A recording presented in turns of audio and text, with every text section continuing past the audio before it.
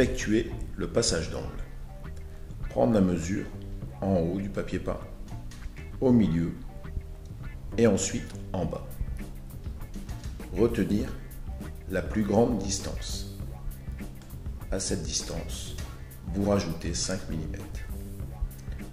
Reportez votre tracé sur le papier. Tenir votre mètre contre le bord du papier peint et le crayon de l'autre côté. Servez-vous de la table comme d'un guide, tout simplement pour pouvoir tracer tout le long de votre papier un trait droit, ce qui vous évite d'utiliser une règle.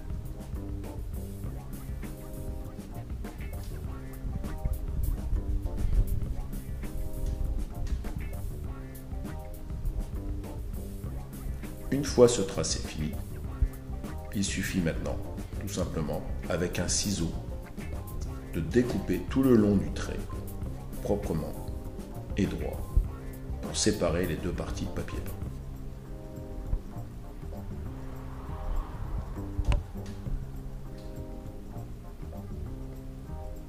Affichez ensuite votre papier contre le mur. Faites suivre les bords du papier peint contre l'autre papier déjà posé. Venez maroufler votre papier pour extraire l'air. Cassez l'angle du papier avec votre main pour bien marquer cet angle.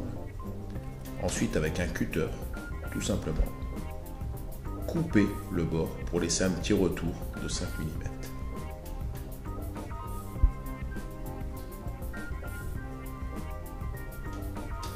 Maintenant, vous avez juste à prendre la mesure du bout de papier qui reste sur la table, la reporter sur le mur, tracer avec un niveau ou un fil à plomb un trait d'aplomb, donc reporter quelques petits traits le long du mur pour pouvoir ensuite tout simplement afficher le dernier bout de papier peint le long de ces traits pour avoir un retour d'angle qui soit de niveau et d'aplomb.